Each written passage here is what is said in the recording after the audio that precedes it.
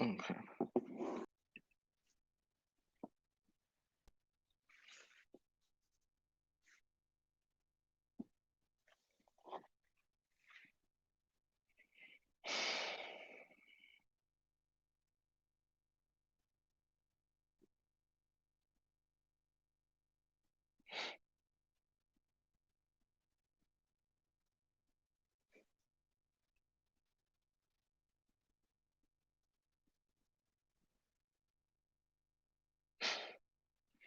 Hi, well, let's just give students a few minutes to join.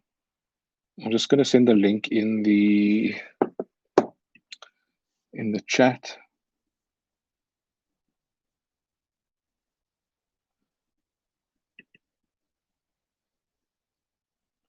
Hi, everyone. So just give me a second. I just want to send the link.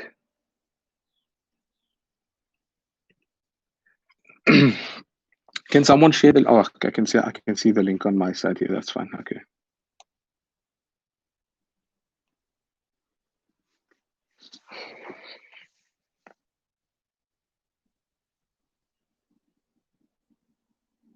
You don't need a link if you. Okay, I've sent the link. Okay, I see there's 21 people on currently. So let's wait for a few minutes and then we'll start. I barely got out of bed. I literally just got out of bed. So yeah, it's really cold and it's really dark, and that's probably let's start with that, right? I think that should we wait or should we start? Let's wait a few minutes.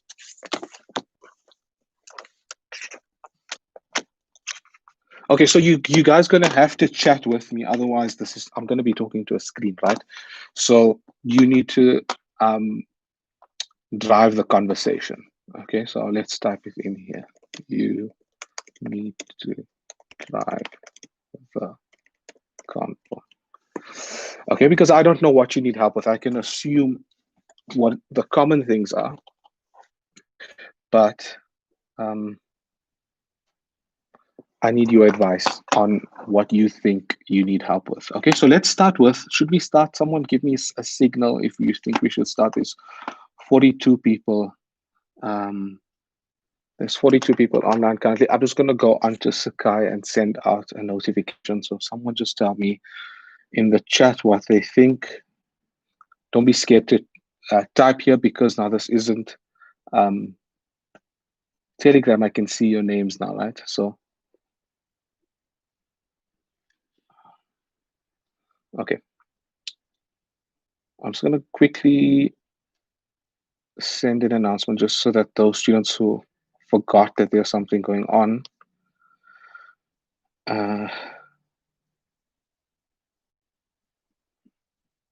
Okay.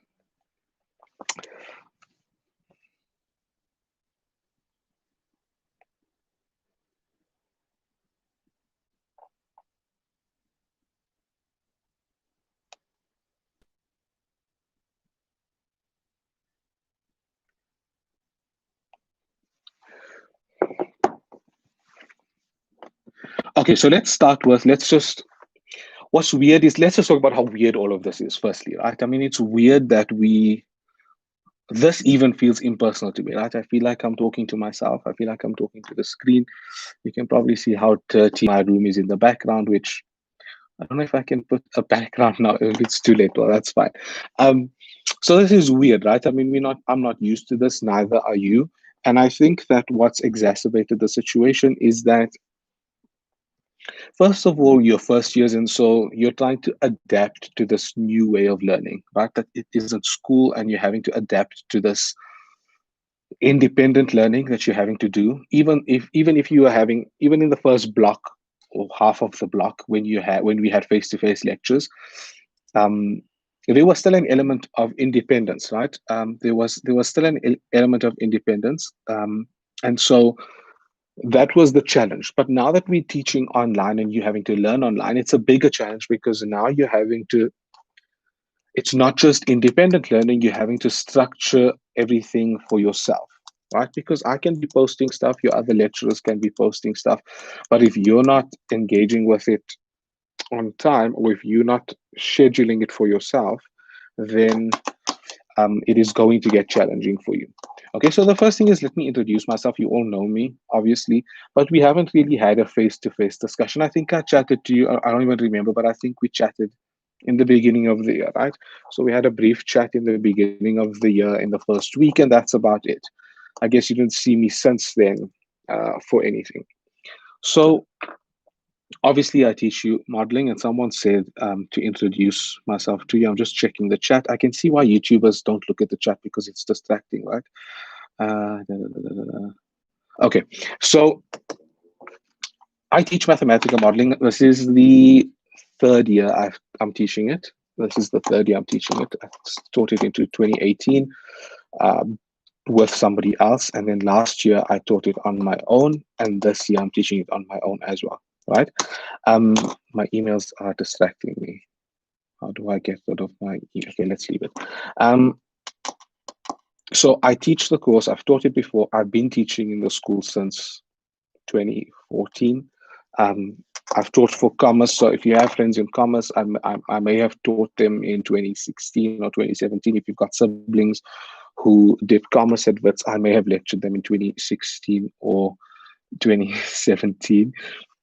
Kendall's said something, but it says I need to review the comment. How do I then? I don't know how to do that. Okay, anyway. So yeah, that's basically how I've taught for commerce, I've taught for engineering, I've taught built environment, I've taught a little bit in the health sciences, and then in science as well.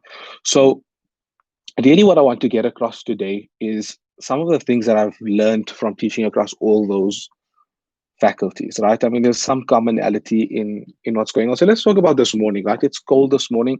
It's difficult to get out of bed. It's difficult to get started, and that's the first thing. The first thing is that the the fact that we're learning online gives you a lot of flexibility, which is a good thing. Okay, it's a good thing because there's a lot of people who are struggling with um, what's going on with the pandemic, first of all, and secondly, there are people who have other responsibilities aside from the work, right? Aside from having to deal with the work that they have to do, the other responsibilities that they have. And so it's nice to have that flexibility that they can engage in the material when they want to. However, that flexibility becomes a negative, or it becomes a burden when you don't have structure in your time. Okay.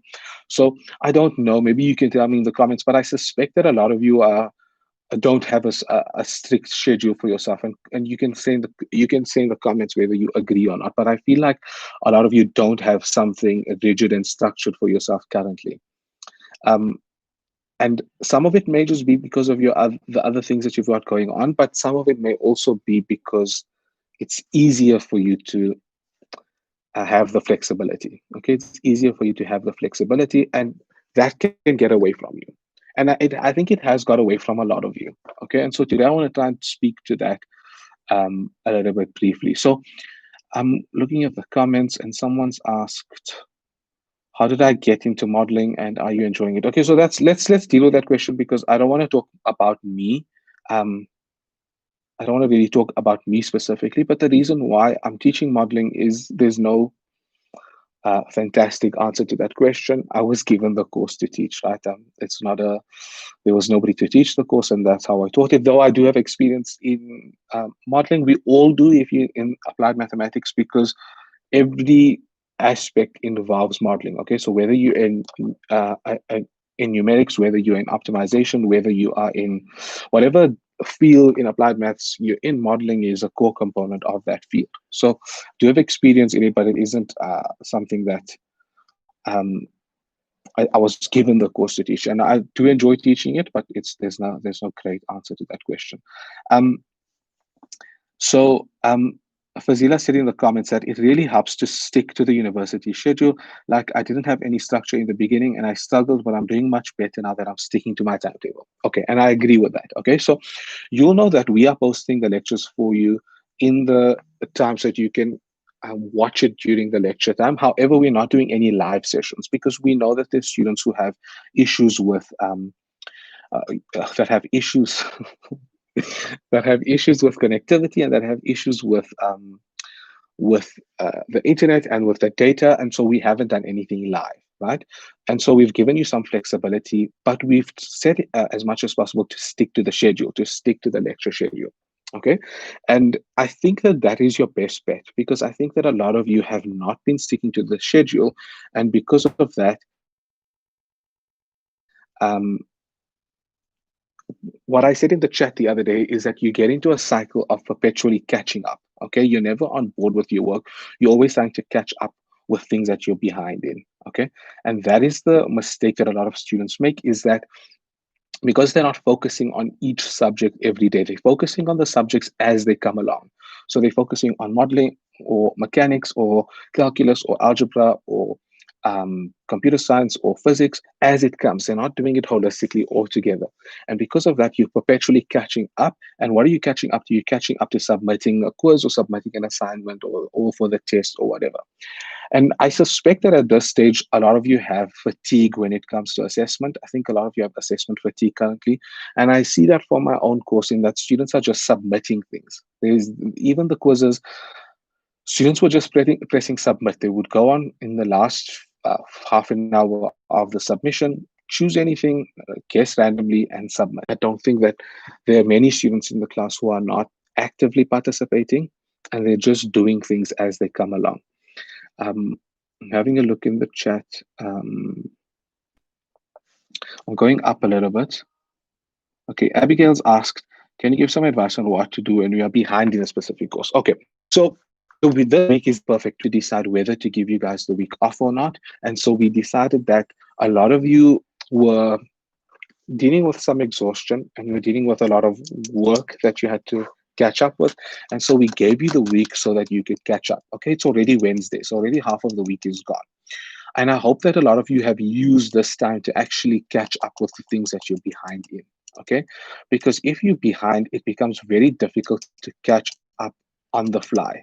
Okay, and so this week you have no lecture scheduled for CAM, and so I'm hoping that for CAM you're at least catching up. Can someone give me a sense in the comments if you're having lectures for some of your other subjects, and if so, you can just mention which subject so I can see if you are if you're having other stuff in the week that's keeping you from catching up.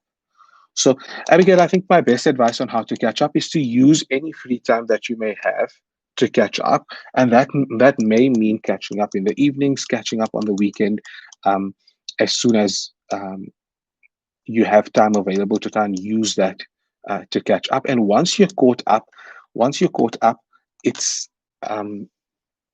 imperative that you keep up. So once you catch up, then you can't fall behind again. Okay, you need to make sure that you stay up to speed. So I'm going to speak about one thing first, and then I'll go to I'll take another question. But I want to chat about one thing. So I'm doing a postgraduate diploma in teaching and learning in higher education. So just like I said in the chat, we're not just teaching you. I'm teaching another course also, and not only am I teaching another course, I have other responsibilities as well. Right. So I'm studying, and I have other responsibilities within the school that may include research. It may include administration, service to the school. So there are a lot of other things that I need to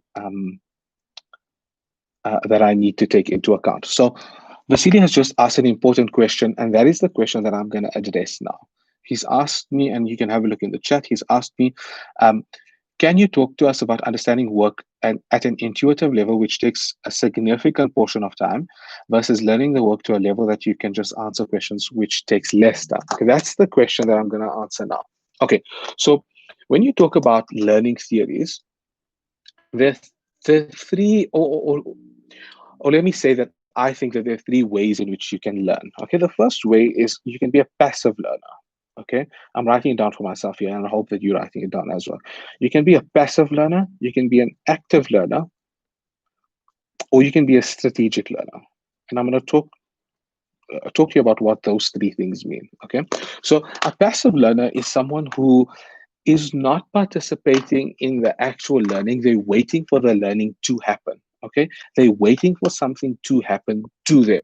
Okay, when I'm in class, and this is why I think that this online learning is difficult is that in class, I would have these discussions over the course of each of my lectures. I would start the lecture by giving like a 5 minute sermon about these things and then start with the work. And so I feel like that impersonality or not having that face-to-face interaction makes that difficult. And I feel like my lectures are structured around just saying what I need to say for the lecture, and I'm not veering off of that for a reason. But the flip side of that is that we're not able to have these discussions about things that you're struggling with and trying to give you some advice. Okay, so a passive learner is what a lot of you have been taught to be in school. Okay, you've been taught to just take the knowledge and absorb it. Okay, you've been just taught to sort of like if you think about diffusion or osmosis, right? It's almost like the lecturer standing in front and he's saying the things and you're just meant to take it in. That's what you call a passive learner. A passive learner doesn't come with any preconceived ideas of the content or of the course. They're waiting for the lecturer to do it. They're waiting for something to happen. Okay, and a passive learner is somebody who's not, they're learning at the surface. Okay, a passive learner is a learner who's learning at the surface level. And what do I mean that they're learning at the surface level? They're more interested in doing. Okay, they're more interested in how do I do something. Okay, they're less interested in the understanding, they're more interested in the doing. Okay, they're passive. They just want the information and they want to replicate that information in some way. Okay, they want the information to be given to them and they want to just replicate it. That's what you call someone who's learning on the surface. Okay, and I think a lot of you are falling into the bad habit of being a surface learner because you're having to catch up. So for example, when you had the mechanics test last week, Kendall and I chatted on the side, and what he said to me is that a lot of students were asking him about the questions from the first few tutorials. Okay, that means that you haven't been keeping up with the work, and so when you're doing it the day before the test, you can only do it at the surface level. You can only focus on it at the surface level. You cannot focus on it at what's the opposite of surface. You cannot focus on it at a deep level. You're not getting a deep understanding of material. You don't want to at that stage, but because you don't have the time to do it. Okay. And so a lot of you have been learning the material, learning the content, learning the concepts at the surface level. And what that means is that you've been trying to memorize processes, you've been trying to memorize protocols, you've been trying to memorize some recursive way of doing a question, some algorithmic way of doing a question, instead of understanding how to do the question. And what please agree and disagree with me in the comments or thumbs up or something so I get the sense of whether you think that what I'm saying, if I'm talking nonsense, please tell me, or if you think that this is you or this actually is what you've been doing, please just comment in the chat so that I know that I'm not speaking rubbish, right? Because you've been behind, you've focused on learning things at the surface level, and then when it comes to the tests or the tests and the quizzes are not assessing at the surface level. They're not assessing to just see whether you can do something in the way that it's been done in class. They're assessing if you can do something at a deeper level where you have gained conceptual understanding. So Vasilis asked, how do I know when I need an intuitive understanding and when or when can I just learn something at the level that it takes for me to just answer a question? That is something that you have to develop. Okay. And we as the lecturers try to demonstrate that to you. We try and demonstrate that to you. So the things that I focus on, the things that I spend time on, the things that I emphasize are the things that you need a deeper level of understanding on. The things that I skim through, are the things that you just need to note. Okay, there's some things in the notes that are there for completeness, and that goes for all of your subjects. There's some things in the notes that are for completeness, which means that it's there to finish the content. Okay, but it may not be a core component of the material, and sometimes students overly focus on those aspects that are there for completeness as opposed to the aspects that are there that they need conceptual understanding of. So you need to develop an intuition on what you need a deeper conceptual understanding of and what you need what you just need to be able to know how to do. And that goes to the third type of learner, which is the strategic learner. Okay, so we talked about a passive learner. A passive learner is someone who's waiting for learning to happen to them. They're learning on the surface. They're interested in knowing how to do something. Okay, a a an active learner is someone who is actively participating in the course. What that means is that they are preparing before the lecture. So some of you are waiting on the day for my lecture to take place, or whatever your course is, you're waiting for the lecture to take place on the day. Okay, instead of saying, what can I do to prepare for this lecture? Can I pre-read something?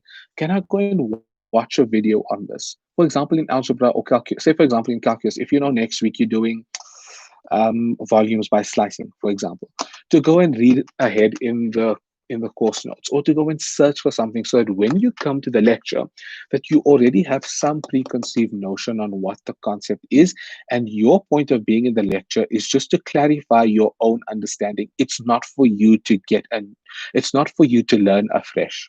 Okay, and that is the difference between an active and a passive learner. An active learner is participating in the course on their own. Okay, nobody's saying them to pre-read the material. Nobody's emphasizing that they need to watch a video before class.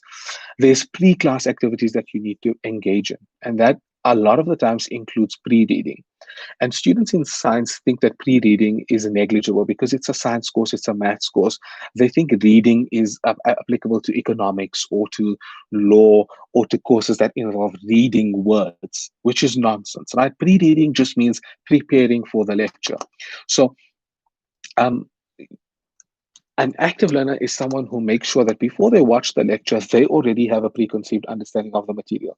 So when they're watching my video, they're either watching to clarify their own understanding if they had misunderstanding about something, or they're just there to consolidate their understanding. They've understood it a certain way, and they just want to verify with me that their understanding and my understanding matches. Okay, that is an active learner. Okay, and that is where you all need to be for all your subjects. You need to be watching the videos on a weekly basis, um, so that you or preparing before the videos on a weekly basis, so that when you watch them, you are not behind. So someone said um, in the comments that pre-reading becomes a problem when you have to catch up every time or have work to do in another course. Of course, of course. If you are not going to be doing all of these things holistically, pre-reading is going to become something that you neglect because you feel like it's not necessary. I need to catch up on other things. And so you discard the pre-reading. And that is where I think a lot of you are going wrong, or preparing for the course before you watch it is where you're going wrong. So I'm going to emphasize that for the fourth block, that you try and keep up with your weekly activities in a day-to-day basis. And I will give you some tangible advice in a second on how to do that. And if I forget, I'm noting it down, but if I forget, someone remind me. So Vasilis asked me a follow-up question, which is, where do you draw the line between what you need to understand deeply and what you can just accept without really understanding what's being taught? Okay, so there's two answers to that. The first answer is that it's like Kendall has just said, it's not an easy question to answer, right? If we were in lectures, you would get the sense from me in lectures, what is it that I want you to emphasize on, and what it is that you can just understand briefly. And the reason is that in a lecture, I will emphasize on the online learning. It's much more difficult to translate that sense to the class as to what it is needs a deeper understanding and what it is that you can just accept. But there's another way. There's another way you can do this, and this is the strategic learner. A strategic learner understands what requires a deeper understanding and what doesn't, based on the assessment. Okay, so I'm going to talk to you a little bit about um, pedagogy, or how we develop courses, right? So um, your learning outcomes have to match your teaching, which have to match your assessment. Okay, what I mean by that is, what I tell you in the beginning of the year, that this is the things that I need to do, those are the things that I need to teach you, and those are the things that I need to assess you. Okay, so if you are a strategic learner, you will already know the things that I'm assessing are linked to the things that I'm teaching, which is linked to the learning outcomes. Okay. Um, so once you write your assessments, right, a lecturer, and this is something that I shouldn't be saying, but I'll say it. Okay. Once your lecturer teaches you something and they assess on it, say they're assessing at a very deep, high level. And when you get to the exam, or when you get to the test, or you get to the quiz, you realize that they're not assessing at that level, they're assessing at a lower level. A strategic learner will then realize that for this course, I don't need to be getting those concepts at a deeper level because the lecturer is assessing at a lower level. Does that make sense, Vasily, or anyone else, if that makes sense? So through the assessments, you learn how your lecturer is assessing, and through learning how they assess, you learn where you need a deeper understanding and where you don't. So for example, for my course, I don't really know. I've seen some of Kendall's questions, but I don't want to speak for him. But for my course, for example, you know that the way in which I'm assessing is at a bit of a deeper level, right? Some of the questions are conceptual. I'm not just asking you to calculate or do. There's some things that you need to have a conceptual understanding of, which means that you need to understand the course at a deeper level. Okay. For another course, the lecturer may just be assessing you to do things that do this, do that. And that's how they're assessing, which means that you need to just know how to, you need to know how to do those calculations. Okay. If that makes sense. So Vasily said, so effectively you look at the course guidelines, what is being assessed, develop your understanding to the level that you can answer any question at that depth and move on. Agreed. Okay.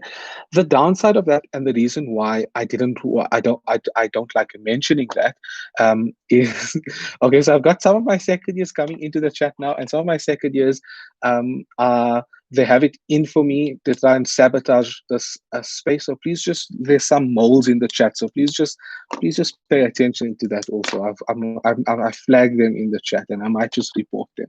I'm kidding. I'm kidding. Okay. So what I was saying is that a strategic learner will then, what the downside of being a strategic learner is that in follow-up years, those lecturers will assume that you gained a deeper understanding of that course material. Okay. And so I need you to make sure that you actually get a deeper understanding in everything. But if you are struggling with time, you can become strategic. Okay. If you are struggling with time, you can become strategic. And in that sense, um, you can sort of catch up in that sense because you'll be able to play around and say, this is what I need to focus on a deeper conceptual level, and these are the things that I just need a surface understanding on. Okay, so I'm just going to go up in the chat because I feel like there's a few things that I missed out.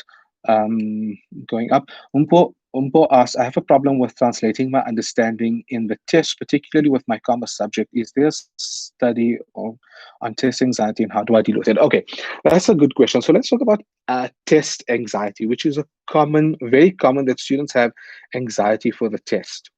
Okay. And I'm not a psychologist or anything like that, but I think that a lot of that anxiety is rooted in not being comfortable with the content or concepts. Okay. Because you're not um, sure of the concepts and the content, you are not comfortable with it. And the reason why students are not comfortable with it is because they are studying at the surface level. It all goes back to what I was saying earlier.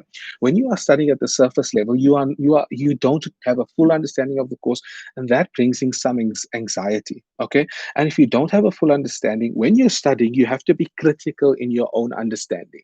Okay. And what I do in my lectures, which I don't do in my videos, is that in my lectures, I will say the wrong thing often, right? I will do something, I will either integrate wrong, or I will put a minus sign where there shouldn't be a minus sign, or I'll do the completely wrong thing, and I'll see if any students are picking it up. Okay. And oftentimes students don't pick it up. And the reason why is because they're taking what I'm saying verbatim. They're taking what I'm saying to them to be the gospel, okay, to be the truth. And that is not how you're supposed to learn. You're supposed to learn with a critical eye. And so when you are studying, you should be taking all that I say with a pinch of salt, or any of your lecturers. You should be engaging with it with a critical eye. Does this make sense to me? Not that this needs to make sense to me. You need to question, does this actually make sense? Okay. And that means that you're interrogating your own understanding. And so I hope that answers your question.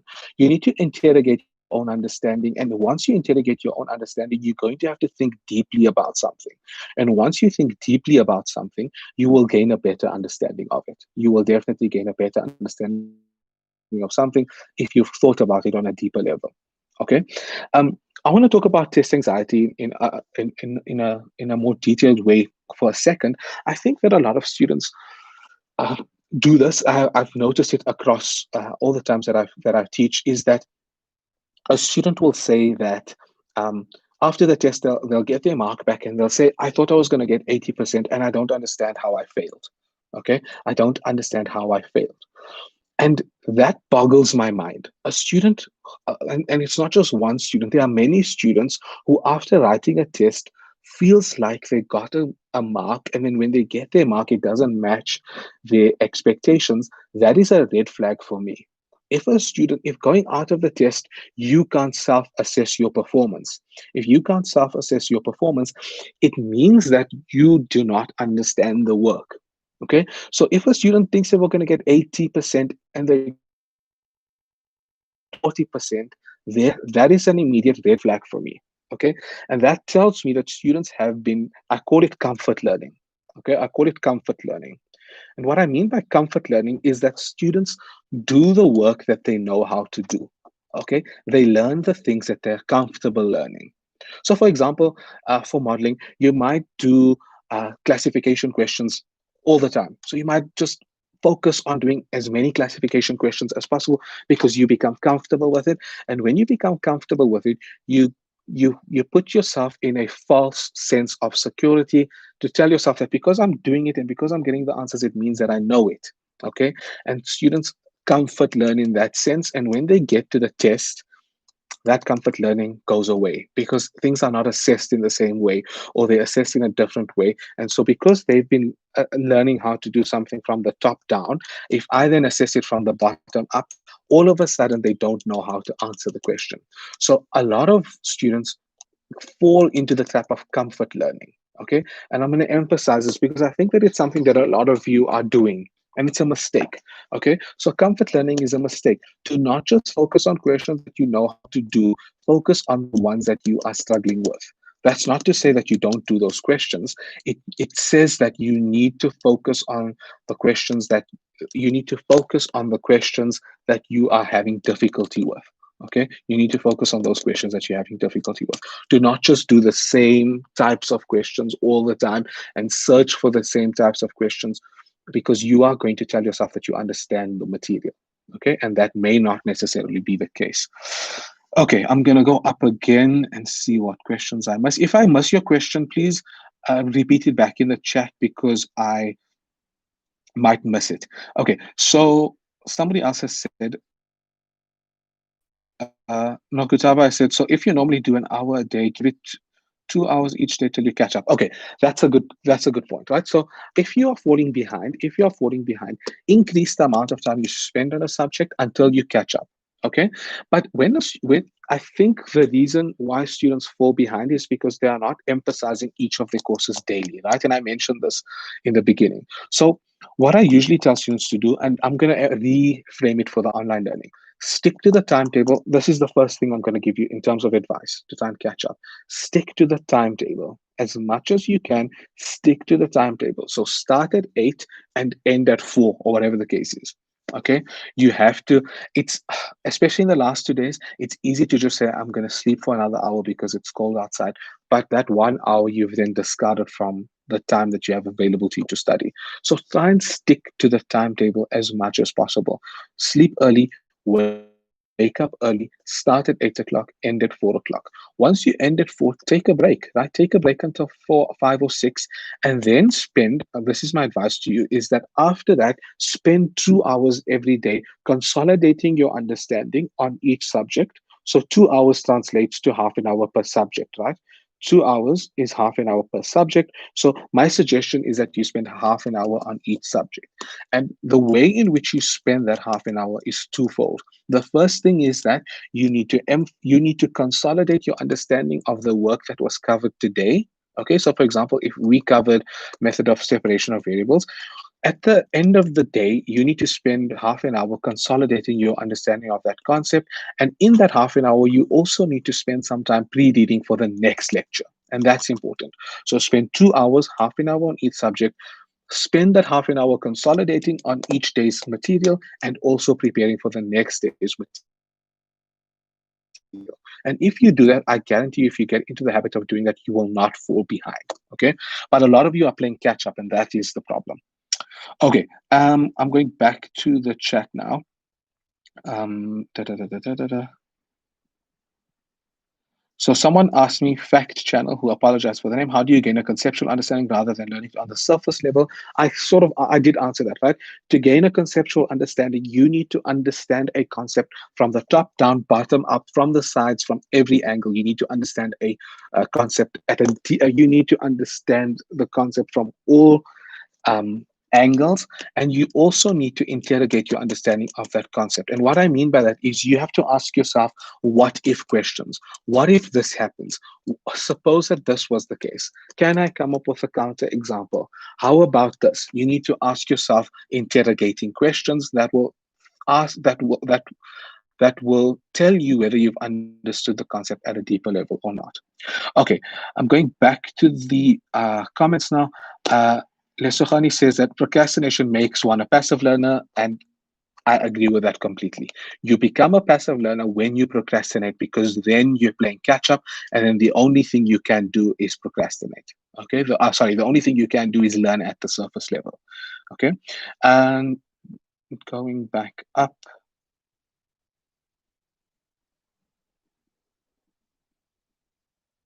Okay, so someone said that this year has been just chasing deadlines. So I agree. Okay, there's a lot of deadlines this year, but I want you to remember that even though there's a lot of deadlines, you have to make sure that you're doing the learning.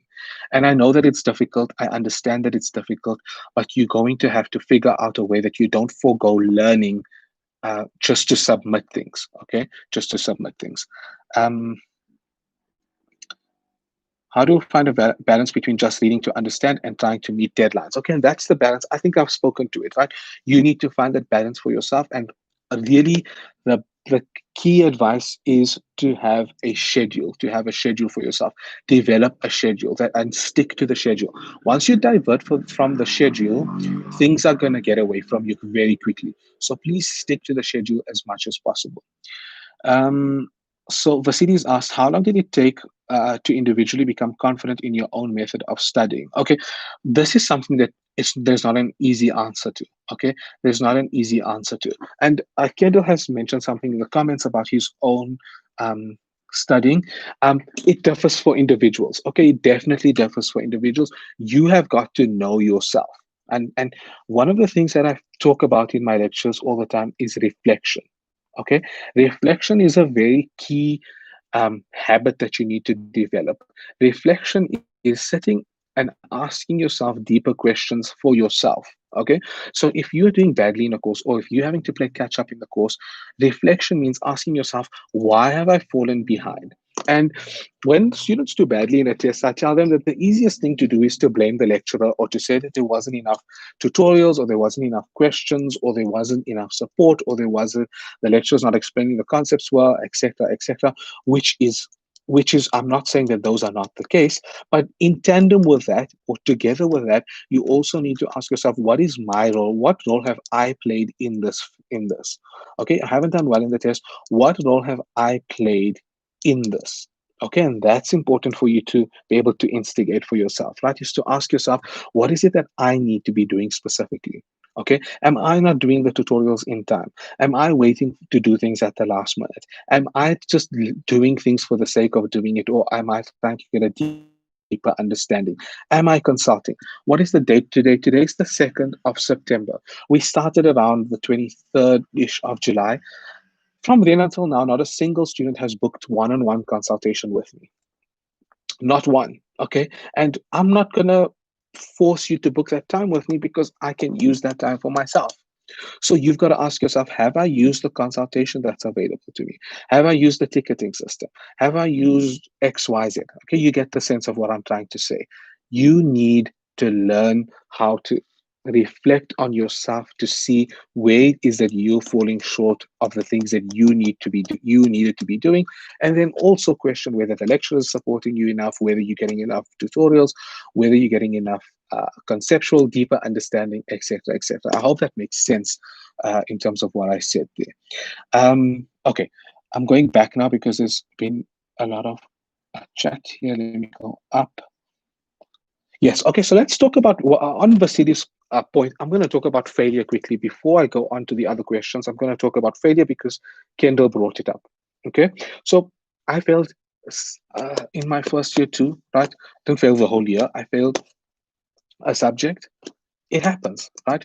And you need to.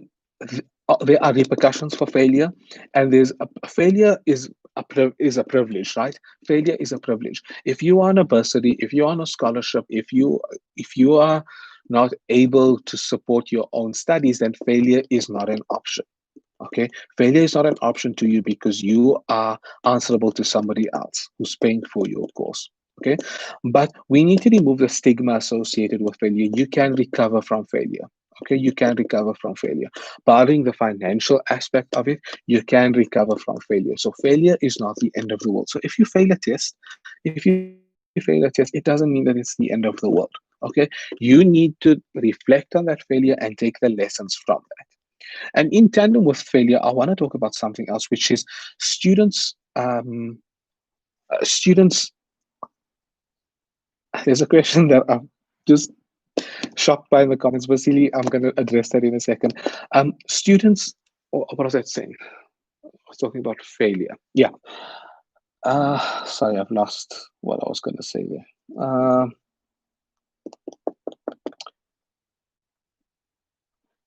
Yes. So when it comes to failure, what happens is that students compare their performance to other students in the class. Okay. So they're getting, for example, let's not talk about failure. Let's say they're getting about 60% for the course and their friend is getting 80%. Okay. They're doing a comparison between that 60% and their friend's 80%. That is the wrong way to do it. You've got to reflect on your mark you've got, if you get 60% in the test, you've got to compare that 60% with your other marks. Is that better than your previous test or is it worse than your previous test? Comparing it to your friend who's got 80 makes no sense. You've got to compare your marks with your own marks, okay, to see whether you are improving or if you are regressing. If you were getting 50s and then now you're getting 60s, it means that you're progressing. If you're getting 60s but you were previously getting 70s, then you're regressing, and you've got to reflect and ask yourself why it is that your marks are lower than they were previously. Do not compare yourself to the other students in the class. If there are students who are getting 100% in the class, there are students who are getting 90% in the class, you've got to take the lessons from them, but you shouldn't be comparing yourself to them. Okay, that is some. I'm going to say that on that. Okay, I'm going back now. Da, da, da, da, da, da, da, da. Okay, there's some side conversation here which I'm not going to discuss. Okay, I'm still struggling with a huge transition from how I used to study in matric and how I tackle studying this year. Very important. So in matric and in grade 11, I think from grade 11 this happens. I think until grade 10 there's an emphasis on learning, but from grade 11 onwards, grade 11 and grade 12, the emphasis is on replication. Okay, your teachers are are emphasizing more that you can learn to the test. These are the past papers. These are the things that you need to do. You need to know how to do this, and that is why a lot of you focus and you ask us for past papers, and you ask us for answers, and you ask us for X, Y, and Z, and you get and you a lot of you get angry when we don't give that, is because you've been trained in grade 11 and grade 12 to have those things on hand, and so now you're uncomfortable not having them because you've trained yourself that I need to replicate this. In the test there's going to be a question like this: look at the past papers for maths, for the prelims. It needs to look like this, and this is how it's going to be assessed, so let me do 5 papers and then I'll be ready for the exam. That is not how university works. Some lecturers may do that. I'm not, and you may have already seen that some lecturers, it may just be the case that you go over a few past papers and you're fine. That's not going to be all of us, because we're trying to get you to understand things on a deeper conceptual level. So you need to get out of the habit of matric that you've developed in matric, that is rote learning. Okay, rote learning means that you're just learning to repeat it. You're learning something to repeat it elsewhere. So you're doing it so that I can replicate this in the test. For example, in my test last year, was it the previous year, I put in a question from the test, and please listen to this anecdote very carefully, because it's going to highlight to you how students learn.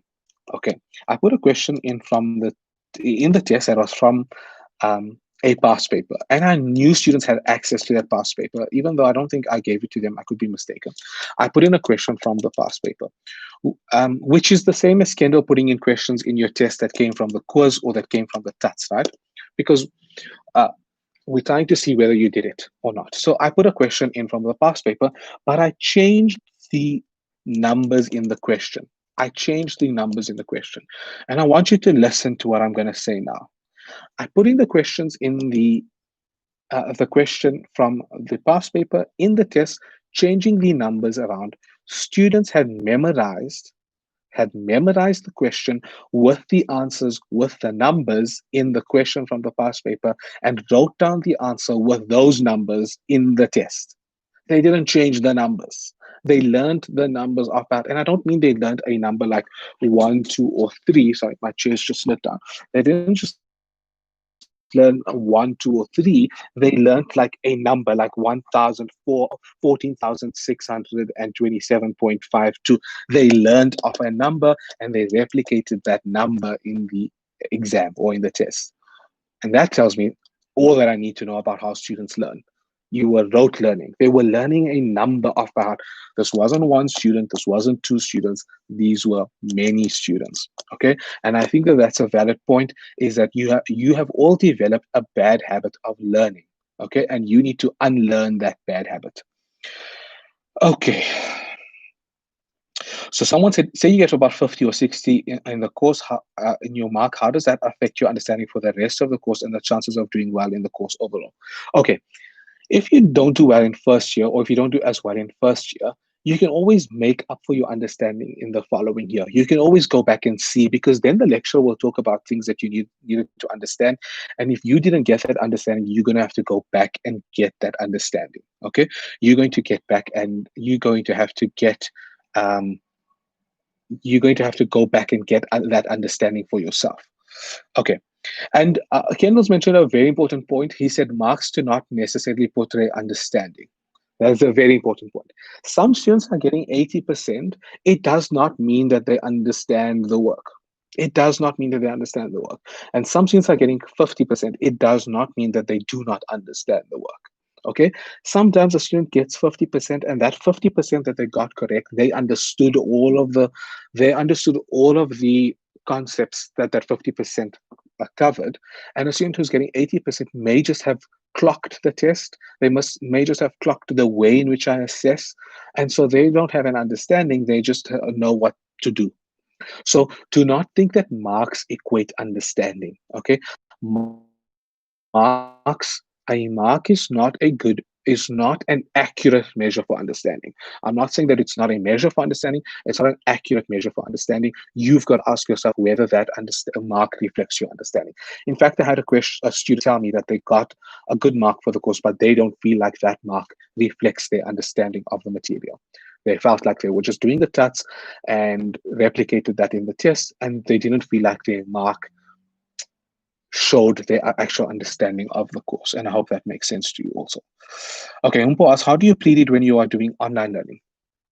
Okay, so for my course, I think I'm presenting the material on a week-to-week basis. Okay, so it may be a bit more difficult to pre-read, but for your other courses, you may already have the course material for the entire semester. So you need to go back and see, okay, what is it that I've covered already? What do I think is going to be covered in the what do I think is going to be covered in the next lecture? And then you go back and cover that material for the next lecture. Okay, so if you, for example, if you think next week you're going to be doing volumes by slicing in calculus, then try and pre-read that section. And by pre-read, I don't mean you need to read for like an hour. You read for 10 minutes, make notes for yourself on somewhere to say, this doesn't make sense to me. This is confusing to me. I don't understand this. Try and attempt a question if there's a question there. Maybe you're not going to get it, but attempt it. See if you can make sense of it for yourself, so that when you watch the video, you can then see, was I correct in some way, or was I completely off track? Okay. And that's precisely what Kendall said. See what's coming up, either pre-read or then go onto Google and see if you can get some sense of what that material is. Okay. Jiran has asked, The issue is that with the majority of lectures, since the lecture cannot gauge how well we are following, the pace is insane. And it ends with a 45-minute lesson becoming 2 hours of work. Exactly. Okay. The pace is something that I'm struggling with too. And I know that other lecturers are struggling with it also. And that's the reason I've been going slower, is because it's difficult to gauge the pace. It's difficult to gauge whether you're following with me. And so that is a challenge of the online learning that we all struggle with. So someone asked us, someone said, don't you think online learning is somehow doing a disservice to us in terms of our marks and learning? Of course, there's no question. We have no other choice. We are in a pandemic. Let's just put that at the forefront. We are not in a normal situation. Okay, we are not in a normal situation. This is the next best thing, and because of that, there are going to be issues because we were not prepared for this. So of course there are going to be issues. Of course there are going to be issues, and we are taking that into account. Okay. Someone asks, is vets accommodating when it comes to issues in your life that make your academic experience difficult? Yes, uh, there are avenues in the university like the CCDU where you can go to if you are having issues that you need addressing, um, because it is um, there is opportunity for that. I'm going to let Kendall speak more to that tomorrow because I think he may have some experience to be able to answer that. Okay. Um, Looking at the comments now. Sorry. Okay, Vasily asked if you want to book a one-on-one consult with me. Where do we do that? I'm shocked by the question. I'm shocked by the question because that is on the homepage on Moodle. Okay, on the homepage on Moodle, there's a link to where you can book time with me. It's in my course outline, the way you can book time with me. And this goes back to in the Telegram chat. I find often that students are shocked by things that they shouldn't be shocked by, which tells me that you yourself do not have a clear understanding of what's coming. You needed to go through the course outlines for yourself. If you haven't, you need to do that today. You need to go back to all your course outlines, go through them, and see what is the vital information from there. What's my upcoming test? Put it in a calendar. What's my upcoming assessments? Put it in a calendar. What is it? Where can I consult? What are my avenues for getting in touch with my lecturer? What is the schedule for the tutorials? You need to know all of this. And I think before the test, a few weeks ago, when Kendall mentioned that there's a test coming up, there were students who were saying, what do you mean there's a test?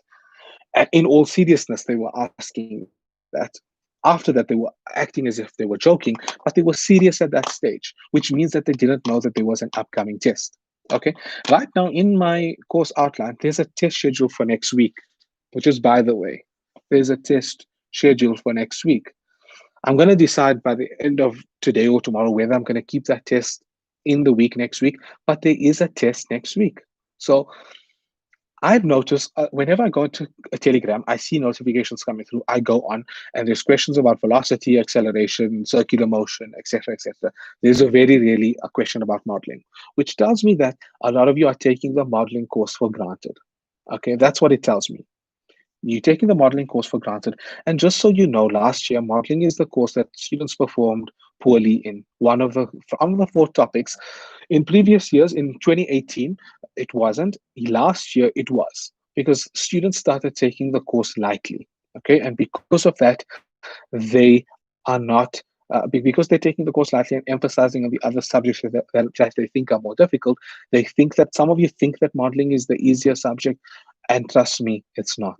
Okay, because you think that it's just integration, you think that you know it, that you know it. We are just using integration as a technique. Integration is just a method, something that we're using within our course. It isn't the core component of the course. And some of you think it's the core component, and that is why you are taking the course lightly. I'm flagging that, and I'm flagging that there for you to think about. I'm reading the comments now. I found all my courses taking me at least double the amount of time to do each week compared to before COVID. Yes. Okay. So this is going to take you a lot more time because it's a lot more difficult to get things across. Here's the thing. Here's the thing. In a lecture, for example, I teach another course, engineering course, and last year, um, It's a statistics course, and last year we spoke about outliers, right? And outliers is just a throwaway idea for that course. It isn't a core aspect of the course, and so I mentioned it, and then I moved on. But students took me back because they wanted to understand it more deeply, and they wanted to know, well, how do we quantify the outlier? What does it mean? How do we decide as a statistician? Do I take the outlier into account in my analysis, etc., etc.? But for me, it was something I just wanted to mention and move on. But the face-to-face lecture, I was able to gauge that students wanted more, and I went back. And the other times that I want to give more, but students, they had enough of it, and they've got the understanding, and so I can move on. With the online lectures, it's difficult to gauge that face-to-face real-time interaction, and so we are doing everything. And because we are doing everything, it does take longer. Okay, it does take longer to do. Okay, someone's asked, so compare yourself who you were yesterday, as opposed to somebody else's today. Exactly. Compare yourself to your previous self, not to somebody else in the class. Kendall's mentioned past papers are a horrible way to study. 100% agree. Past papers are not the way to study. That's not to say that past papers are not useful, but a lot of you, and I'm saying it here, and you need to get this out of your mind. A lot of you get angry when there's no past paper, or a lot of you get angry uh, um, when there's no answers, because you are not comfortable with uncertainty. Okay, learning is uncertain. And I mentioned this to the class reps in a meeting that I had with them.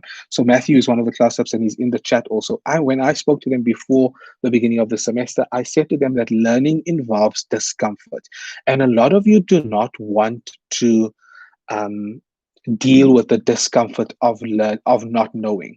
Some of you want learning to be easy, that you want it to be this something stable, you want it to be something nice. Learning is not a nice thing. It's a difficult process, it's a challenging process, it is an uncomfortable process, and a lot of you are not comfortable with that discomfort.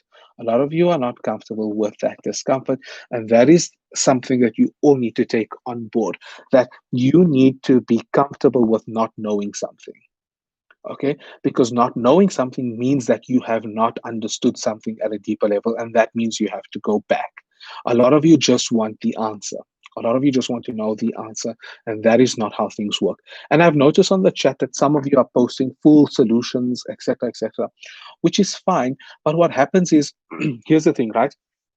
If I'm doing a question and I've got the answer next to me, so I'm doing it, but I've got the answer exactly, model answer from the lecturer right next to me. When I'm doing it and I get stuck, I can just glance over 1 second, look at what the next step is, and then it makes sense to me. I'm like, oh, yeah, yeah, yeah. Oh, this is the next step. This is what I'm supposed to have done. I didn't give myself an opportunity to sit with that discomfort of trying to figure it out for myself. And a lot of you, because I think you've learned these bad habits from matric and school, because you've got the past paper next to you for like 20 years before that, you've got the paper and the memo next to you, is that you've become accustomed to having that all the time. And now that you don't have that crutch, you don't have that support, you don't like it, right? And students don't like when I say this. Like in person, they'll look at me with like a funny face, or they'll get angry on their face because they don't like it. But that's the reality. The reality is that you've all become accustomed to having things, having access to things when you want it, and not having access to it doesn't sit right with you. Okay. So if you are not understanding a question, if you are getting stuck with it, it's at that point to say, well, what is it that I'm missing in this step? Let me go back to the video and see what did the lecturer do at this stage, and what I'm missing. Or let me go back to the notes and see what is it that I was missing at this stage. Then if I still can't get it, let me ask somebody in the class, not for their answer, but to ask them, I've got up until this stage, what is it that I do next? Or if I don't, um, have that, the next stage is to then say, let me consult with the lecturer, or let me consult with the tutors to see what is it that I'm not getting at this stage, so you can clarify your understanding, not match it to my model answer and go forward, because that's not how you learn. That's not how you learn. Okay, that's a surface level. That's a passive learner. You're not an active learner. Okay, you're not learning at a deeper level. I've said that many times because I'm trying to emphasize that point. Someone said, what would be a good metric to see how much we understand? Okay. The way in which you gauge how much you understand, that is why there are assessments. That is why I'm having the Did You Get It? That's why we have the quizzes. That's why we have the tests. Those are the ways in which you gauge your understanding. If you did the Did You Get It and you got on your first attempt, you got like 2 out of 10. It means that you did not understand the concepts. You did not understand the concepts. If you go back, are there students who do the Did You Get It multiple times until they get 10 out of 10, which means that they are doing it until they understand the concept. So though assessment is the measure for your understanding, that is how you measure your understanding. Um, Someone, you mentioned practical projects. I'll just say that at first year level, projects on a grand scale are not feasible because you have 490 students in the class. Okay, so a practical project at the first year level is ideal, but it's not feasible. Okay, it's not feasible for us to be doing those projects. Okay, Matthews asked me, Abdul, you spoke about there being a big level of discomfort with learning. I love that. My only question is, how do you break the barrier you've created for yourself that prevents you from moving forward? Okay, this is a very good question because a lot of the times when students get stuck, and this goes back to the discomfort of learning. Thanks for that, for saying that, Matthew. A lot of the time, students get stuck on a question and they don't want to deal with that. There's a roadblock or a barrier, and so they skip it. They move on. And that goes back to what I spoke earlier about comfort learning. Okay, there's a question that comes up that they get stuck with, they skip it, and then they go and do a question that they know how to do. They gain their confidence back, and then they only do those questions that they know how to do, and they avoid those questions that they don't know how to do.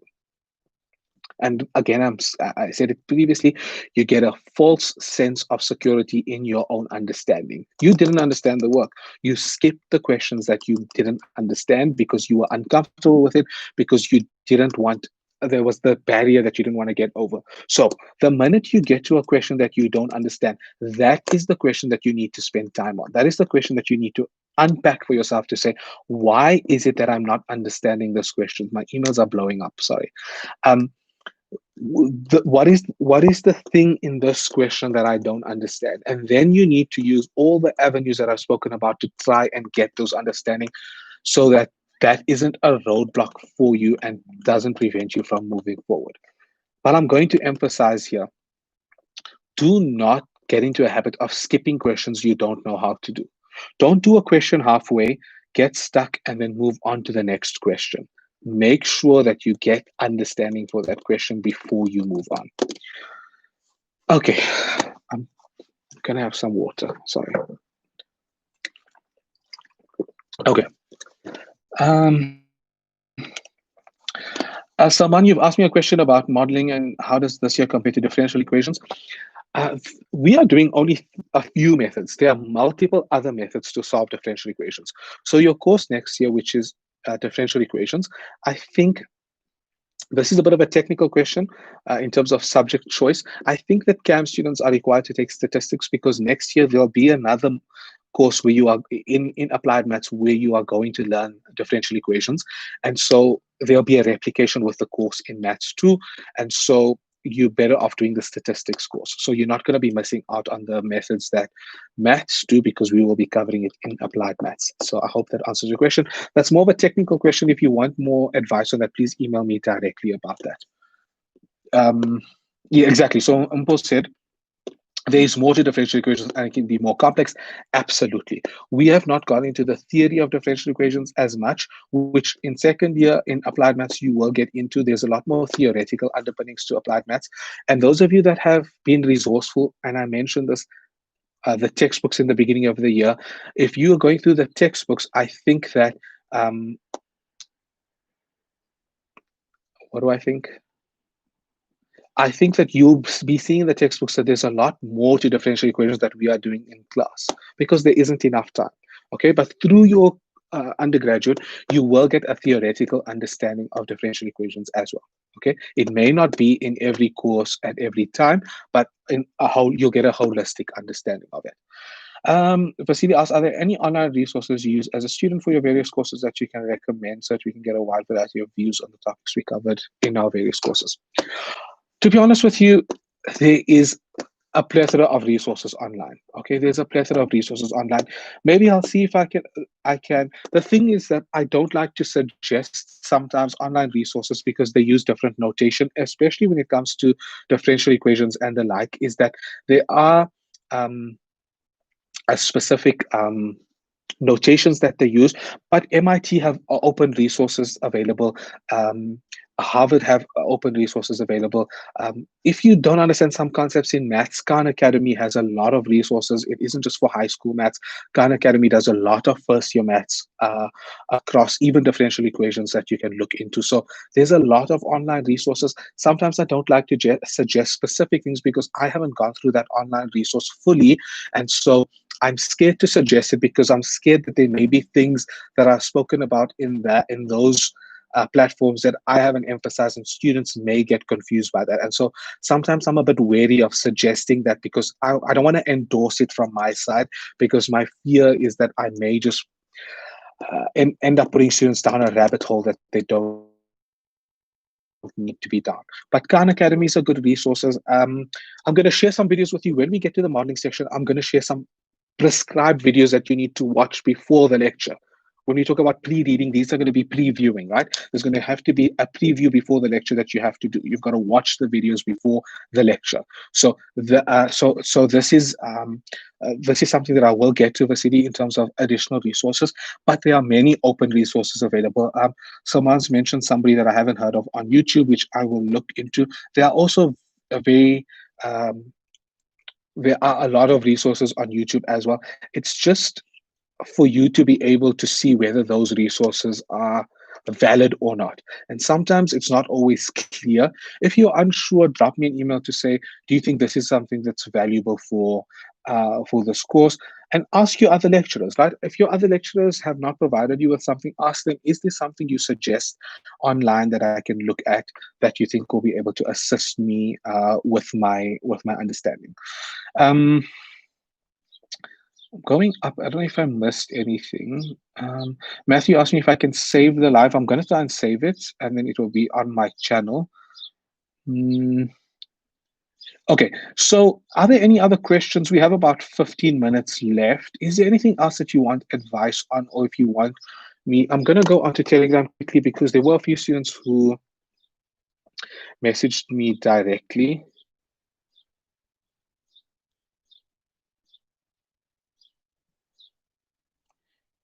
Anyone have any other questions? Just put it, if there's anything else that you want me to address, put it in the chat and then I'll deal with it in a second.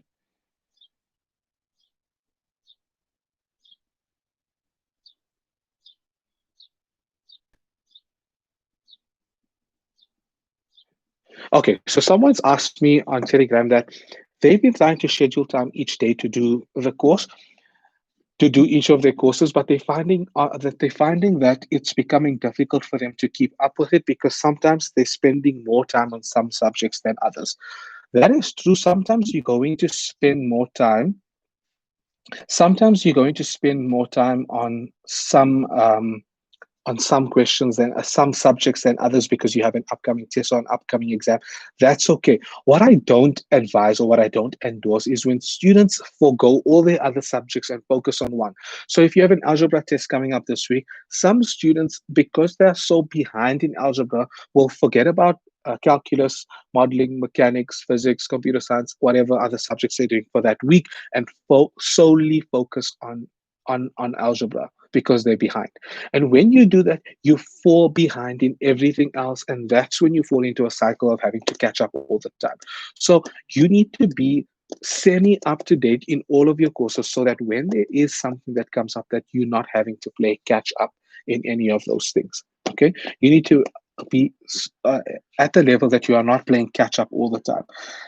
I suggest that you don't spend too much time on each subject a week, so that you spend equal time across your subjects so that you're getting a holistic view of all your subjects each day than just one or two. Someone else has put in some other suggestions in the chat here for resources. So I'm not going to mention it. So if you are listening in, some of you, sometimes I find the chat distracting. If you are listening to me, there are some, and not looking at the chats, there are some recommendations of additional resources in the chat there. I can't endorse it, like I said, but you can have a look at it for yourself and see whether those are. Some people have put in some CS and maths resources also. So if you want to look at them, you can do so. Okay, Alison has asked, when can you differentiate between being inherently unsuited for a course or degree and just dealing with the discomfort you spoke about earlier? Okay, that's a very good question. Alison has asked, how do you know whether this course just isn't for you? And that's okay, right? I think some of you are forcing yourself. If you're just not liking a subject, maybe it just isn't for you. But Alison is asking, how do you differentiate whether it's just not for you or whether you are dealing with the discomfort of it? So I'll give you an example, and hopefully that example will answer the question. So I did economics, and I did economics until second year, right? And my economics marks, I passed economics. I didn't. It's not that I didn't pass it, but my marks didn't reflect my enjoyment of the subject. Okay, my marks didn't reflect my enjoyment of the subject, and so even though I enjoyed it, my marks didn't reflect it. And so what I told myself is that I enjoy the subject, and I want to continue with it at first after first year. I chose not to at second year, but that's a separate issue. Um, at first year, I chose to continue with it, even though my mark was not like an 80 or a 90 that said, okay, I'm enjoying this. So sometimes your mark doesn't reflect your enjoyment of a subject or whether you feel like you want to continue on with the subject. It's just that you haven't demonstrated in the assessment. It's either that the assessment didn't allow you to demonstrate that, or you weren't prepared enough for the assessment. But that doesn't mean that you shouldn't continue on with the course. So I think it's more intuitive. Okay, it's more intuitive that you know that this is a subject, even though I'm struggling with it. There are other reasons why I'm struggling with it, but inherently I enjoy it. Versus something that you just don't enjoy, because you can be doing well in a subject and not enjoy it also. Okay, you can be getting 70s and 80s in a subject and still not enjoy that subject. So it's an intuitive thing to be able to understand whether you actually are suited for that subject or not. Okay, so that is why I've lined up Mary Jane, Dr. Mary Jane, to speak to you on Friday, because I want you to get a sense of what this means in the workplace, right? Doing applied mathematics, and Kendall will speak to it more tomorrow. But I want someone who's actually, Kendall and I have not worked in industry, right? I want someone who's worked in industry to give you a sense of what it is that applied maths means in practice. And I have some other alumni lined up. Uh, I'm going to put out a poll, or I'll ask now if you guys are interested in having some of our other alumni coming in to speak to you. Maybe two in September and two in October to come and speak to you. Maybe on the Friday afternoon about what they do in their workplace. So I have people who I studied with who are working in banking, who are working in consulting, who are working in all sorts of spaces that I think having them come in to speak to you at the first year level will give you a sense of whether this is something you want to, whether you can see a future for yourself once you finish your degree. And I think it's important that we focus on this on first year. So I'm going to ask you at some stage if you are open to that, if you think that that sounds like a good idea, and then I'll take it forward. I've already invited them. I've already preliminary, and actually, let me tell you the whole story. I had lined up speakers for August for an initiative for Women's Month. So I'd lined up three women who are alumni of the school to come and to come and speak about women in science specifically during the month of August. It didn't pan out because August was just hectic. But I had invited them. We had discussed it. We planned it. It just didn't come through. But I've got them on call still to come through in September. Okay, and there are a few other guys also. There are a few other men also that are contacted.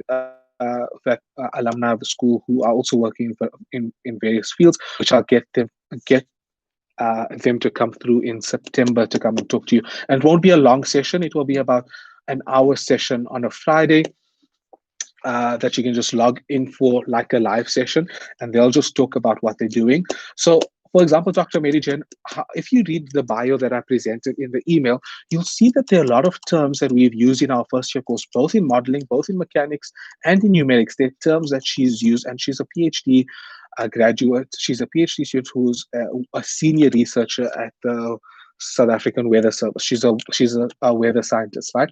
And you can see that those things that we've been doing, the idea of finding numerical solutions, the idea of a partial differential equation, which we spoke about when we talked about an ordinary versus a partial differential equation. She spoke about some aspects of mechanics. I can't remember specifically now, but she's spoken about words that you have access to that we've been using in our courses, which tells you that there is scope out there. Okay, don't restrict yourself in where you think you can work. And Kendall's going to talk tomorrow a bit more about where it is that you can actually work. It isn't just in the places that you think you can work. Our graduates work in a wide variety of spaces. Okay, so Alison, I hope that answered you in that regard. Vasily asks, is there such a thing as over contacting a lecturer as a lecturer yourself? Would you prefer a student emailing you a question or two rather than frequently or booking a one-on-one? This is a lecturer specific question. Each lecturer may have um, their own what's the word? Their own ways. I can't think of a better way of saying it, but their own ways of dealing with that. I think that, and the other thing is that what students do is, some of you may have realized that when you email me, I'll reply. If I'm online, I will reply straight away. So if you email me at 2 in the morning and I have my laptop open or my iPad open, I will reply to you straight away. But that doesn't mean that you should make that an expectation on your other lecturers. Okay, each lecturer has their own individual circumstances. Some of them will switch off their emails at 5 because they've got other responsibilities, and that is their work-life balance that they've decided to stick to. Do not expect everybody to email you, respond to you when you want them to respond to you. Okay, sometimes they'll only get to it the next day. So don't have undue expectations on people. For me personally, I don't mind the amount of time students contact me. I don't mind the amount of time students get in touch with me. But I'm not, if this is the thing, if a student says to me, sir, can you tell me how to do question 10 of the separation of variables exercise? I can't help you. I can't help you. I need to see, and I'm going to speak for Kendall on this as well. I need to see evidence of work. I need to see evidence of work so that um, I can assist you. I can see where you got stuck and I can assist you. It can't just be that you don't know how to do the question. A lot of students will say that, and that goes back to, what does it go back to? It goes back to learning on the surface. Okay, it goes back to someone who's a passive learner who just wants me to tell them something. Okay, they don't want to do it, they want me to tell them how to do it. So learn how to consult. Also, the way in which you consult is to present evidence of work, and then I can see where you've gone wrong. I can then see this is where you've not done something. And someone asked the question is, how do you ascertain your own understanding? And I said assessments is a good way to do that. Assessments is a good way to do that. The thing is that with a face-to-face assessment, it's much more fruitful having a face-to-face written assessment, because I can mark your work and I can circle things in the pen and say, you've done this wrong, your notation is wrong here. Some of you have emailed me or sent me your work on Telegram and I've said your notation is not good. And I seen Kendall had mentioned it for a student as well. We only pick that up when I can see your work in writing, that your notation is not good, or the way in which you're structuring your answer is not good, or the way that you're structuring your answer is not standard. It's not good practice. It may be correct, but it's not good practice. I want you to develop good practice. It's not just doing things, but developing good practice in how to do it. Okay, so for me, there isn't any. I don't think there's anything regarding over contacting. You can contact me how often you want to, but as long as I see evidence of work. Even if you want to consult with me, that's fine, as long as I can see evidence of work. Without evidence of work, it makes my job impossible. I cannot help someone who can't tell me where they are struggling. And when a student tells me, I don't know how to start, that's a red flag for me. If a student says, I don't know how to start, that tells me there are deeper issues, because if they don't know how to even start the question, something seriously has gone wrong. Okay. Da, da, da. Yeah, Kendall said it's in his course outline that there needs to be evidence of work. Agreed. You need to show that you actually can do this. I'm just going to check before, Vasily, I get to your question. There was something else, some other things that.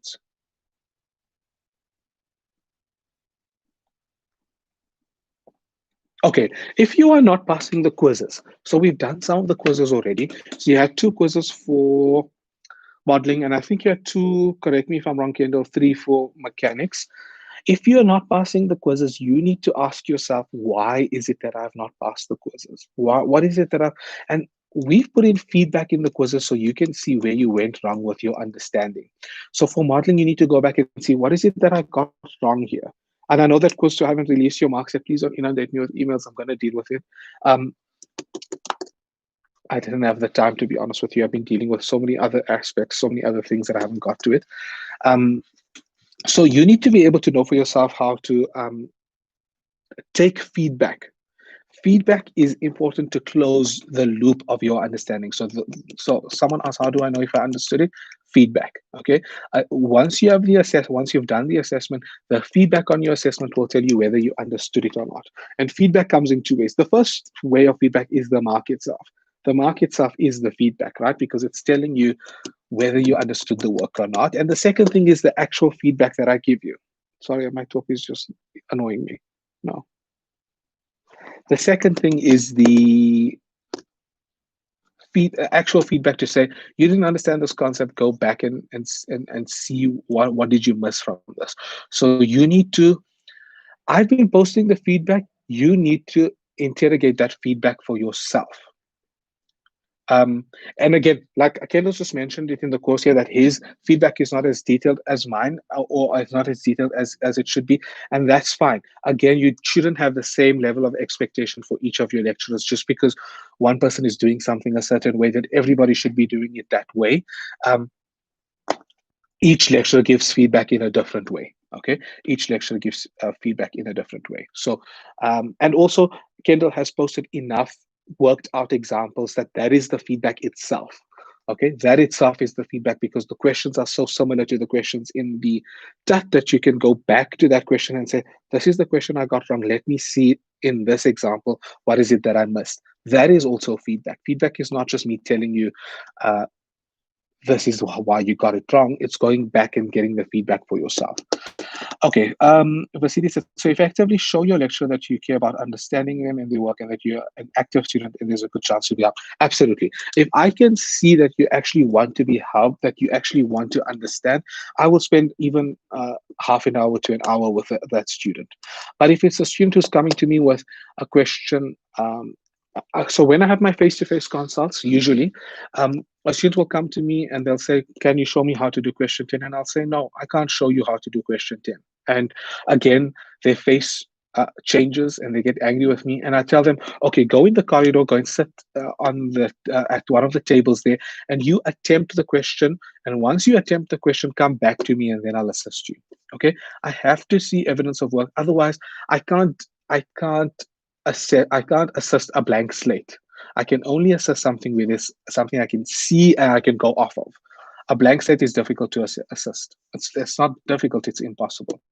Right? So you need to have evidence of work. Yeah, so you should be able to explain where your misunderstanding is in the section that you need help with, something like that. Absolutely. So you need to come to me and say, at this stage, I'm not understanding something, and maybe there's something that I didn't get here. Can you explain to me what is the thing that I missed here? I can assist you there. If you have deeper pointed questions about your misunderstanding, I can address them. If you're just going to say, I don't understand separation of variables, I can't assist a student who says, I don't understand separation of variables. That's a ridiculous question. Does that make sense? Because I can't teach you separation of variables from the beginning. We teach you. But if you say, in separation of variables, I don't understand why the right-hand side needs to be a product of the dependent and independent variable. Can you explain that to me? That means that you've engaged with the material and I can address that specific concern instead of a general concern. Your concerns have to be specific. Okay, your concerns have to be specific. Okay, we've reached 12:30. I don't mind going for a few more minutes if there are more questions. I'm quickly looking at my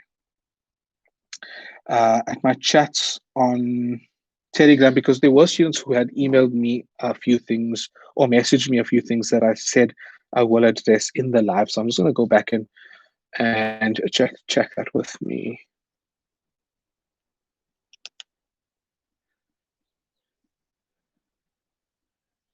Oh yeah, somebody asked earlier, and I didn't get to it, but somebody asked if we could do this regularly for modeling and mechanics in the second semester to have like a live Q&A session.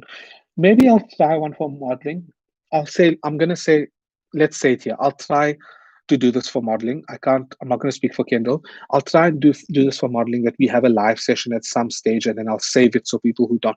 The reason why I was unsure to have live sessions is because of the data issues, because students can't access YouTube, is not free. So you can see there were only about 60 students in this live, because it's not a free, it's not, you need data to access it, and some students don't have the data to access it.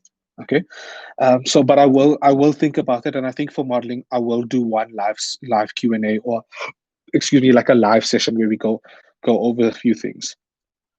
But please book consult with me if you need help. Okay, if you need specific help, please book consult with me, provided that your consult is underpinned by the things that I have mentioned regarding consultation and how to consult.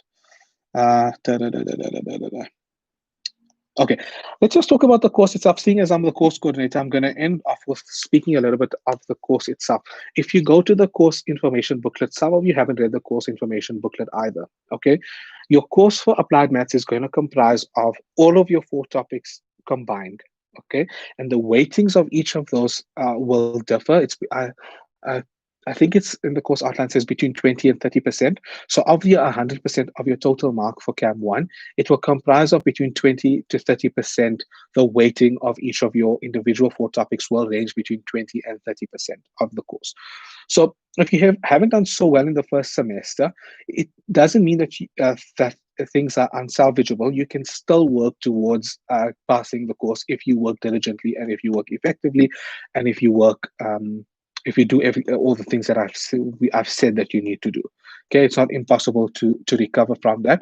But applied maths is one course code, so it means that if you fail, you have to repeat everything next year, regardless of whether you pass optimization or numerics or modeling. If you fail overall, you have to repeat the entire course. You have to repeat the entire course. Okay, Julian's asked me with regards to the numerics, how is this going to work? Right now, we have some information from the faculty that I cannot share with you as of yet, because it hasn't been solidified. Once that information it's in the draft stages now. Once that is confirmed, I will share with you the plan for the assessments for the semester. Okay. Right now, if you go to my course outline for modeling, and if you go to Kendall's outline, you'll see the range of assessments and the weightings, depending on whether we can have a sit-down exam or not. Okay. So you need to go to the course outline and see how much the quiz weighs versus how much the test weighs. For example, there are 2 tests for modeling, and the tests weigh 30%, which means that each individual test is going to count 15%. That's a high weighting, which tells you that you need to focus a lot more on your tests. Okay. And the quizzes count, I think the quizzes also count 30, but they're more quizzes. So that 30 is spread across more assessments than the tests, which the 30 is only spread across 2. So you guys need to go back to the course outline to see where your marks are going to be collated from, and work towards that weighting. Okay, Vasily said, can we also come to you if we just want to solidify and understand that we've gathered from the lectures and your own? Of course, if you want to just clarify your understanding, you can consult with me. There's no limit as to what you consult with me on, as long as I can see evidence of work. Okay, as long as I can see evidence of work, you can consult with me on any range of issues, as long as it's my course, obviously, and that obviously you can't ask me mechanics questions, which some of you think that I can answer them. I cannot answer them. Kendall can answer them. I can't. Kendall can probably answer modeling questions. I cannot answer mechanics questions. So please don't expect that of me to do. So I think I've answered most of what it is that I wanted to cover. Does anyone else have anything specific that they want me to address before we end this? I think we've spoken a lot.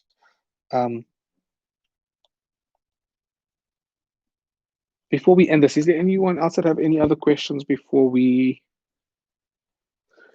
before we leave. Okay, was this useful? Please just do a thumbs up or something so that I can get a sense. Was this useful for you?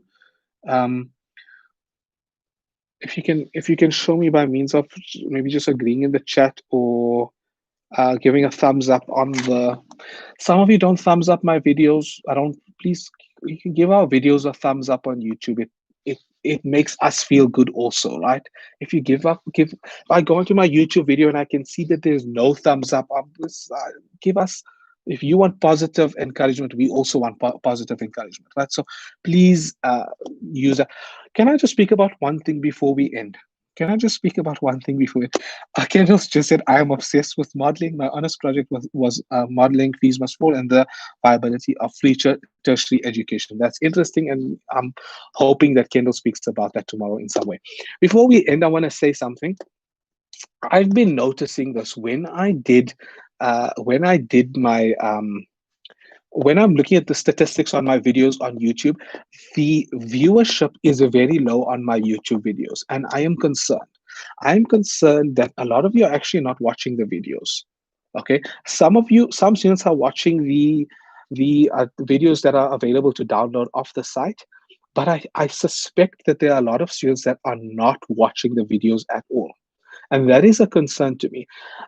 First of all, the students are not watching the videos. I'll tell you, on average, the viewership on my videos are about 80 students. There are 480 students in the class.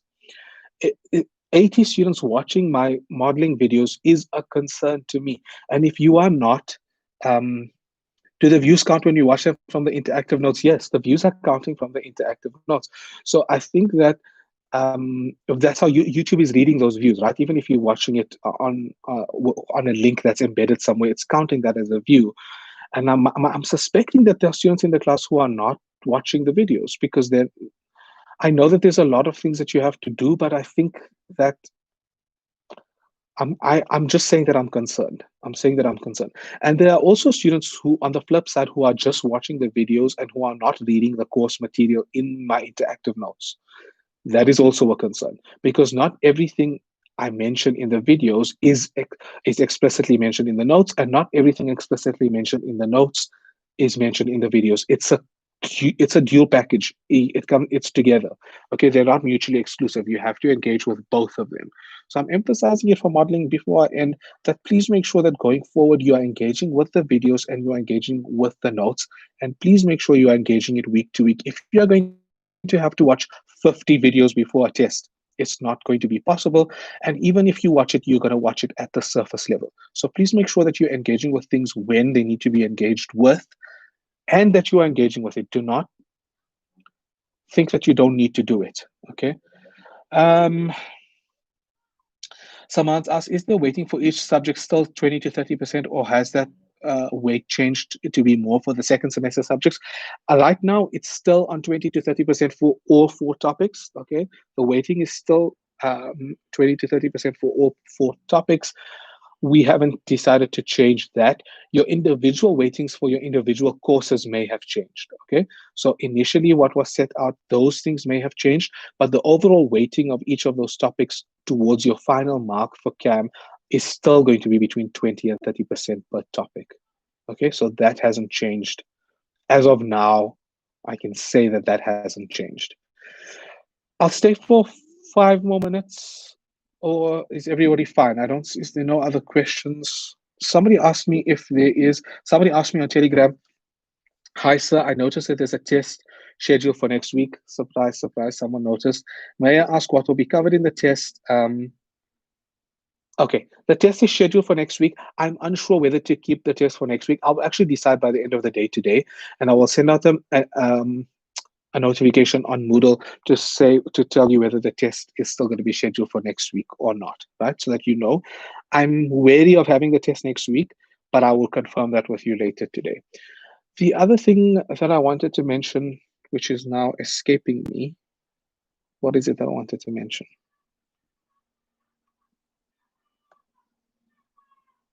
I don't know. I've forgotten. Okay. Anything else? Any last minute concerns, queries, questions that anyone has.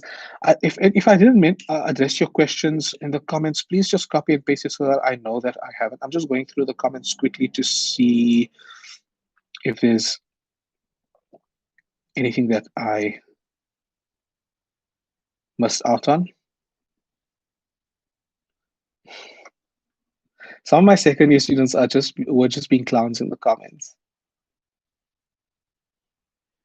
The students that I taught last year, the same course. I don't see any other thing. I don't see anything that I missed out on. So I think that, okay, let's end it here. I think that we've had a valuable discussion, and I hope that you've got something from it. And I hope that you're going to take action. It's not just, I'll say it here. It's not just about, oh, this was nice for me to hear. Okay, whatever. What action are you going to take? That's important. Once, after I switch this off, after we end this live, after I end the stream, the question then is, what are you going to take for yourself? So actually, all the students that are watching this live and anyone who watches this retroactively once I post it, I want you to write down a reflection for yourself and maybe post it on Telegram. Let's do that. Okay. So write down a reflection for yourself and post it on Telegram so that I can see whether you've actually. So what I mean by reflection, based on what we said, what we discussed now in this live, write down 2 or 3 things that you're going to do now going forward. What actions are you going to take? I said this I'll end by saying that, I've said this many times, but I'll end by saying that there are things that are out of our control. The pandemic is not in our control. The fact that we are learning and teaching online is not in our control. There are things that are not in your control. However, that they are things that are in your control. Okay, there are things that are in your control, and you need to focus on those things that are in your control. Fixating on the things that you don't have control over is not valuable, it's not feasible, it's not insightful. So focus on the things that you can change and that you can address and take it from there. So your post live session task is, I want you all, whoever's been in this live session and whoever watches the live session after, is I want you to pop onto Telegram after this, and I want you to reflect on what was said, and I want you to write down at least 3 things that you think you as an individual need to work on based on what we discussed, action that you need to take in the 4th block. What I'll say about the 4th block is the 4th block is the most intensive block. There's an assignment still coming for modeling. There's an assignment still coming for mechanics. There are more quizzes coming. The 2 tests are coming. The 4th block is going to be the most intensive block of all the 4 blocks. So you need to be prepared for that. And the way in which you need to be prepared for that is you need to be able to have take a different view on the 4th block than you have across the 3 blocks. The 4th block is going to be time sensitive. It's going to be a lot. And so you need to be prepared for the 4th block. Okay. Julian has asked, with regards to optimization, we had labs in Math Lab, but after quarantine, they did not continue. Will this affect us next year? Whatever we haven't covered next year, it will be flagged with the second year lecturers to say that these things were not covered effectively in the first year, and so they need to be focused on it in the second year. Okay, so the imperative is not on you, but I will flag it. Those things will be flagged with the second year lecturers to say that these things were not covered in as much detail as they should have been. For example, in my course, we may not fully finish difference equations as much as I would like, and that is something I will flag with the second year modeling lecturer to say this needs to be emphasized with students. So this is going to happen across all your courses, not just mine. There are going to be things that are not going to be completed because there is just not enough time. Okay, and so because of that, we are going to have to factor that into whatever happens next year. Okay, so I hope that this was that you got something from it. Your post, I'm repeating it, there is a post task and I want to see it. So Duran, Lerato, Mpokene, Saman, Snitimba, Jeremy, Matthew, Vasily, who's been very active, Abigail, Michael, whoever else on this live session, Lebogang, Kagiso. I want to see all your names on the Telegram with actionable change that you're going to take with regards to what we spoke about. Okay, I'm going to end the live stream here. Enjoy the rest of your day. Enjoy Kendall's session tomorrow and Dr. Mary Jane's session on Friday. They will also be very valuable. And I'll see you guys on Telegram directly after this.